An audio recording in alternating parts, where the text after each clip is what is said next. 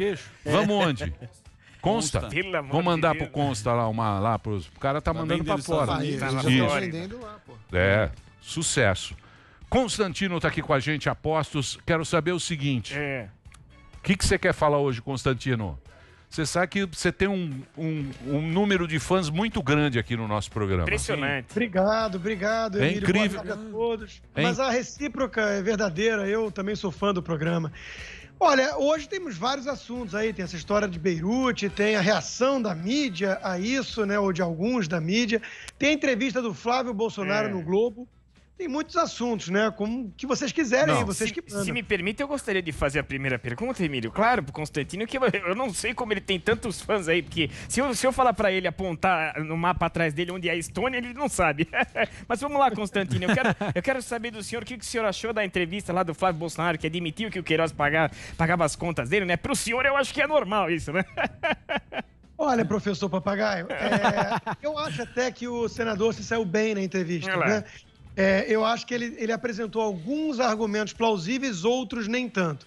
É muito suspeito essa movimentação grande para lá e para cá de cash, né? Quem é que fica pagando tudo com dinheiro hoje em dia? Então, tudo isso é muito suspeito. Agora, alguns pontos ali são razoáveis. Por exemplo, quando ele fala que os 100 mil reais, né, 120 mil reais, é ao longo de 12 anos. Ele está falando ali de R$1.000 por mês que, de fato, algum assessor pode pagar para um patrão, né? Então isso aí não é tão incomum assim.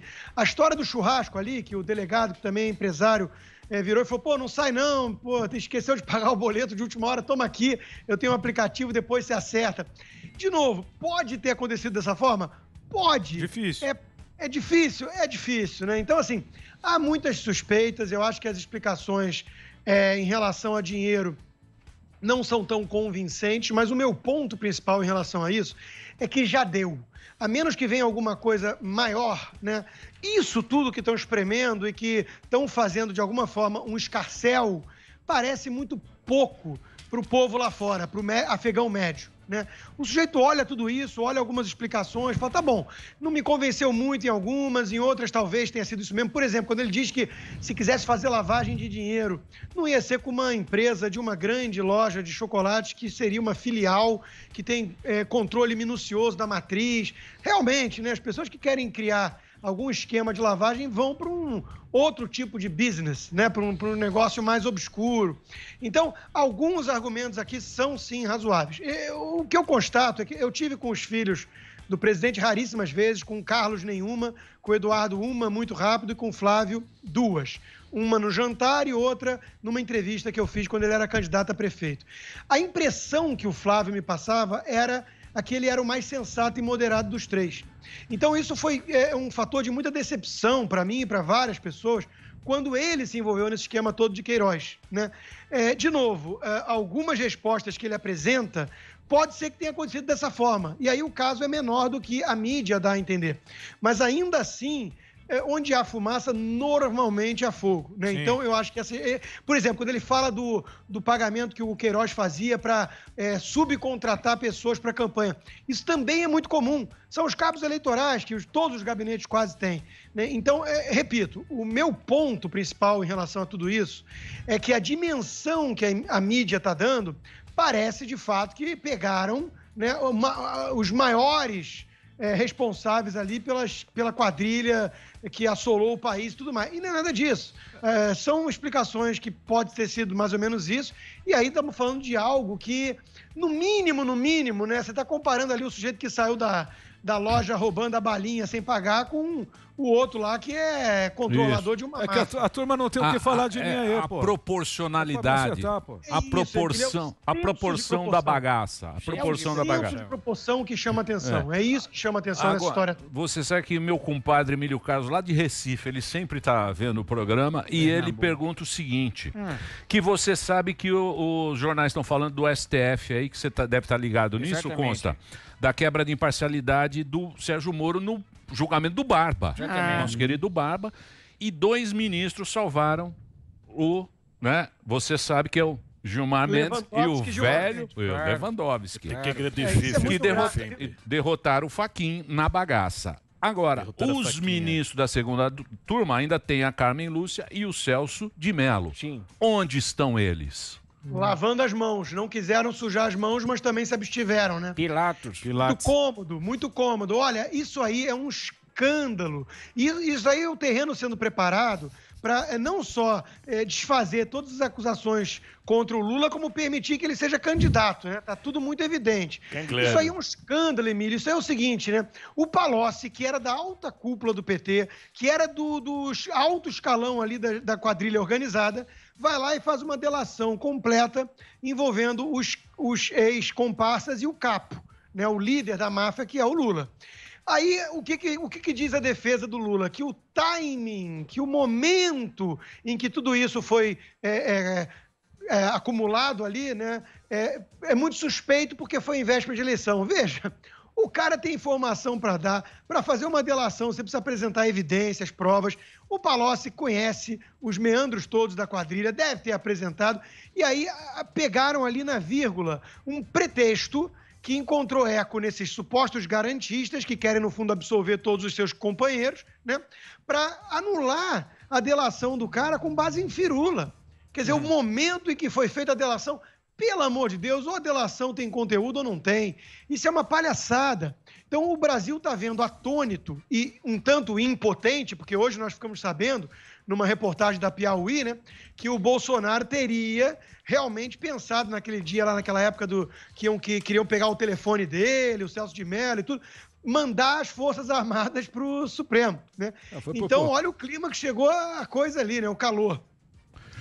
Os brasileiros estão vendo impotentes, estão vendo de forma impotente o que está acontecendo com esse Supremo. É um Supremo que tem 7 dos 11 ministros apontados por uma quadrilha e aprovados por um Congresso que estava sob o mensalão. A sabatina foi viciada, porque tinham ali senadores vendidos. Sim. Né? Então, é tudo muito grave. O que nós estamos vendo é temerário. Né?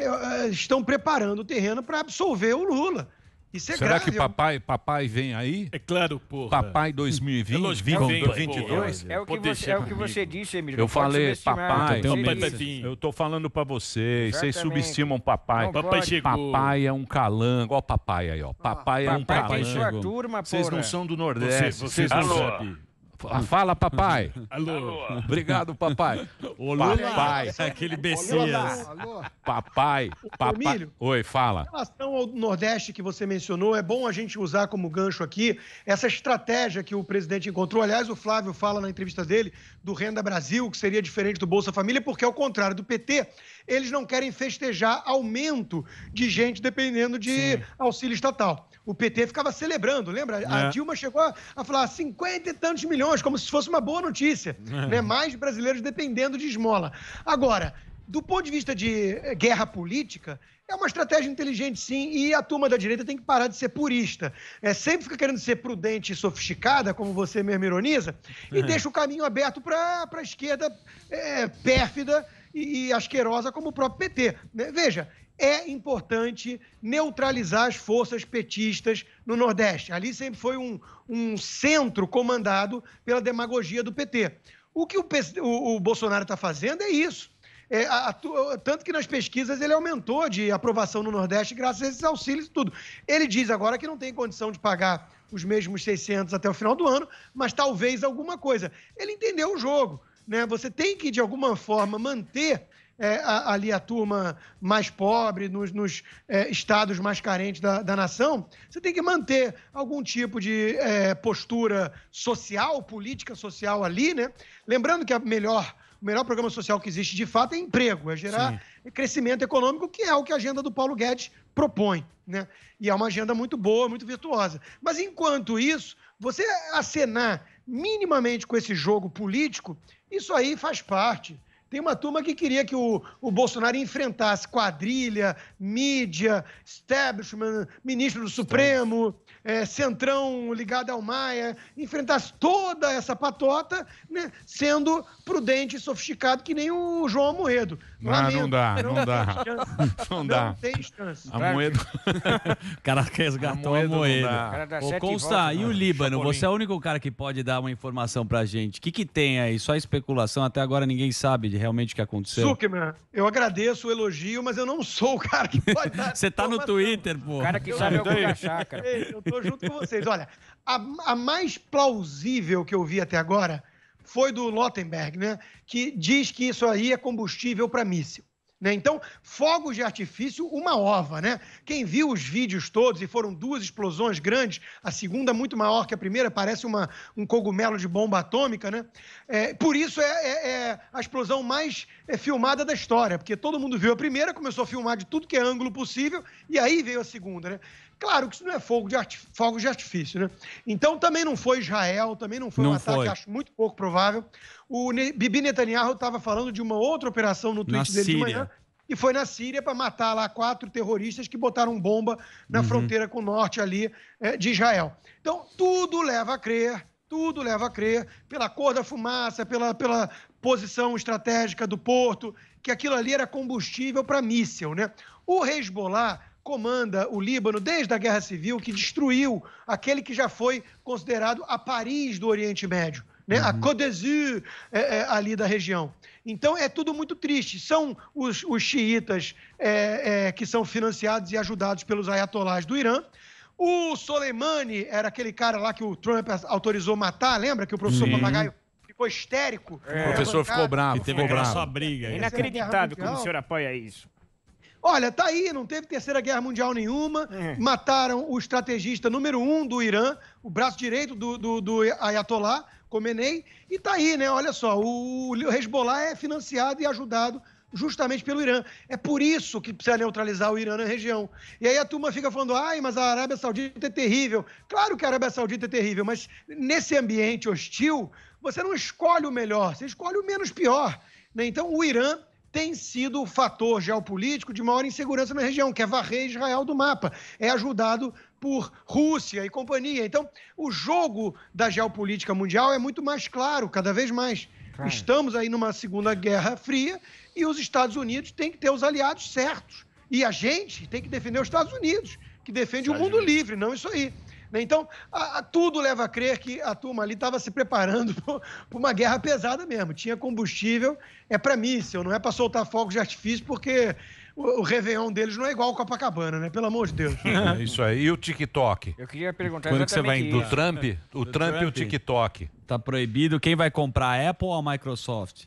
Acho isso aí um movimento errado do Trump, né? Não barrar a TikTok. Eu acho que, veja, qualquer empresa chinesa tem que ser vista com desconfiança em relação aos elos com a ditadura. A gente sabe que é um regime ali que tem 70 anos de controle com mão firme, permitiu, a partir de Deng Xiaoping, na década de 80, que tivesse mais liberdade econômica, mas com o controle da ditadura. Então, as empresas grandes, elas são subservientes, de alguma maneira, respondem, em última instância, ao regime. Então, quando você tem uma empresa que mexe com informações de cidadãos americanos, tecnologia, é normal desconfiar. Esse papinho de que, eles proíbem a Facebook na China e o Trump fez igual aqui. O cara está comparando laranja com banana. Os Estados Unidos é um país livre, o Facebook é uma empresa privada, não tem nada a ver uma coisa com a outra. A China é um regime opressor de espionagem que persegue os seus cidadãos tratados como súditos e os do mundo todo. Então, eu entenderia a medida do Trump ir até vetar de alguma forma a operação livre do TikTok se ela está sendo acusada ou se tem suspeita de que ela está levando informações de cidadãos para o regime chinês. Agora, querer que alguém compre a TikTok e que o governo ainda ganhe dinheiro com isso, aí não dá para entender. Aí são aqueles devaneios típicos do Trump que confunde república com um puxadinho, às vezes, da sua casa aqui de Margo, né, da Flórida, né? Às vezes ele acha que o Estado é ele. Isso aí não é razoável. Agora, bonito é o Xi Jinping. Ó, que bonito. A foto dele. Não, presta atenção. Xi Jinping. Abre aspas. Ó, que bonito. Abre aspas. Abre aspas. Abre aspas. Abre aspas. O partido, o governo, o exército, a sociedade, a educação, o norte, o sul, o leste e o oeste. O partido está acima de tudo. Fecha aspas. Fecha aspas. Aqui, ó. Partido. Na veia, né? Isso é comunismo na veia. Né? Lembra um filme Ô, Emílio, já lembra um filme infantil chamado Formiguinhas, que tinha a voz do Woody Allen até fazendo a principal personagem. Esse filme tem uma passagem interessante que o vilão, ele quer tomar conta de todo o formigueiro e é uma boa metáfora para o coletivismo típico desses comunistas. E tem uma hora ali que ele está no final já sendo derrotado, ele cai e ele grita, né, que a colônia sou eu. Isso é a visão típica desses comunistas, né? Ele acha que ele é o povo. Aliás, quando eles falam dessa história toda, eles estão atacando o povo chinês. Não! Queriam processar lá o Weintraub por conta de piada com os chineses. Não é o povo chinês, é o regime chinês. É o embaixador chinês no Brasil que fica intimidando o deputado. Aliás, tem que levar adiante essa investigação aí denunciada pelo Alan dos Santos, viu? Essa história aí de que tinha escuta na embaixada chinesa e na embaixada da Coreia do Norte é uma denúncia grave. Se é verdadeiro ou não, não sei, mas o Felipe Barros, deputado, provocou já a PGR para investigar. E tem muita gente, pelo que eu escutei aí, com medo em Brasília dessa investigação. Tem medo de quê? Né? Vamos ter que ir a fundo nessa história, tem que ver se é verdade ou não. Se havia escuta e se havia escuta, por quê? E quem colocou lá, né? Ô, Constantino, eu quero fazer uma pergunta pra você, porra. Você que tá acertando bastante, tem até elogio meu, tá evoluindo, meu filho. Agora o negócio é o seguinte. Eu queria saber da situação do Trump. O Trump parece que está caindo nos debates. O Biden já parece que sinalizou que pode não participar dos debates. Como é que tá a situação do Trump? Ele pode não ser eleito, porra? Professor Guru, você está mais perto do Trump do que eu ali em Virgínia. Olha só, na verdade, a estratégia democrata para o Biden é escondê-lo. Então, o ideal para eles é que não participe de debate algum, até porque o Biden tem alguns indícios ali de que está senil mesmo, de que está meio gagá, né? Então, a estratégia deles é esconder o Biden e tentar colocar os defeitos do Trump em evidência e usar também a pandemia contra ele, né? Parece familiar, tem jornalista no Brasil aí que até mesmo tentou desviar a atenção de Beirute, né, falando que não, pelo amor de Deus, a notícia tem que ser as mortes na pandemia no Brasil, né, foquem nisso. Mas é uma jornalista muito imparcial, não vou criticar, porque, afinal de contas... Você também é um Zé Briguinha, não? Putz, é impossível. Você gosta, Ele dá uma né? isqueirada, Tá impossível no né? Olha o isqueirinho. Olha só, o Joe Biden está contando com isso. Cabe ao Trump, né, neutralizar isso. Qual é a melhor estratégia para o Trump? Além da questão da pandemia, da economia, são coisas que cabem a ele, mas não é de imediato, né? O que ele tem que fazer como campanha, mais de curto prazo, é tentar colar na imagem do Joe Biden, que é aquele velho, aquele coroa simpático, tido como moderado, ex-vice do Obama, tem que colar nele a imagem do radicalismo democrata. E vai depender muito da escolha da vice. Falam na Kamala Harris, alguém assim mais radical, tem que ver, porque ele quer acenar para as bases da militância democrata, que é cada vez mais radical. E o programa está sendo escrito a 4 mãos, né? Não é o Joe Biden, a cara é dele, mas é o Bernie Sanders, que era o concorrente dele nas primárias.